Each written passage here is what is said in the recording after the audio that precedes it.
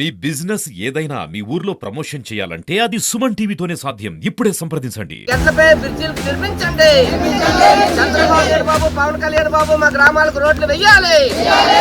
చంద్రబాబు నాయుడు బాబు, పవన్ కళ్యాణ్ బాబు మా గ్రామాలకు రోడ్లు వెయ్యండి.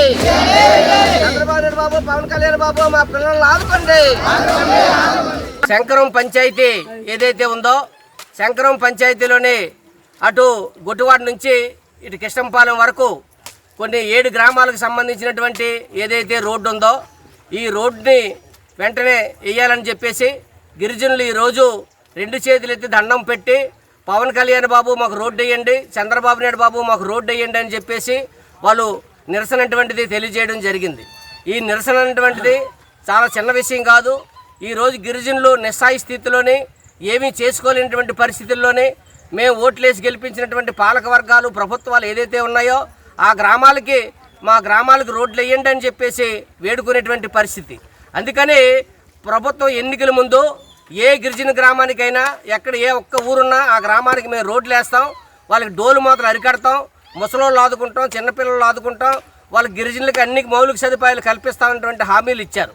అప్పుడు 9,50,00,000తోనే ఇక్కడ ప్రతిపాదనలు పంపించి ఇక్కడ ఉన్నటువంటి గడ్డ మీద బ్రిడ్జి నిర్మిస్తామని చెప్పి అక్కడ కొత్త వలస దగ్గర బ్రిడ్జి నిర్మిస్తామని చెప్పి హామీలు ఇచ్చారు. కొంత కసాపిసా వర్కులు చేశారు. కానీ గిరిజనులకు మాత్రం ఇక్కడ రోడ్డు సదుపాయటువంటిది పూర్తయ్యేటువంటి పరిస్థితి ఈరోజు కనిపించట్లేదు. అందుకని పవన్ కళ్యాణ్ గారు ఈరోజు ప్రశ్నించడానికి పార్టీ పెట్టాను. మేము ప్రశ్నిస్తాం, గిరిజనుల తరపున, రైతుల తరపున, కష్టజీవుల తరపున నిలబడతామని చెప్పారు. మొన్న గర్భిణీ స్త్రీని తీసుకొని వస్తే ఇక్కడే ఈ గడ్డలను డెలివరీ అయిపోయినటువంటి పరిస్థితి. ముసలోళ్ళని ఈ గడ్డ వచ్చి వర్షాలు వస్తే ఎక్కడ మోసుకెళ్లాలో తెలియనటువంటి పరిస్థితి. అక్కడ కృష్ణంపాలెం తీసుకెళ్లి 108ని అక్కడ పిలిపించుకొని అక్కడ వెళ్ళినటువంటి పరిస్థితి. అందుకని మేము చెప్పదలుచుకుంది ఏంటంటే గిరిజనుల సమస్యలు పట్టించుకోండి, గిరిజనుల యొక్క ఇబ్బందులు పట్టించుకోండి, ముసలోళ్ళ సమస్యలు పట్టించుకోండి, చిన్నపిల్లల పరిస్థితి పట్టించుకోండి. ఇక్కడ గిరిజనులు తినడానికి తిండి లేకపోయినా, ఉండడానికి ఇల్లు లేకపోయినా, కట్టడానికి బట్ట లేకపోయినా మిమ్మల్ని అడగట్లేదు.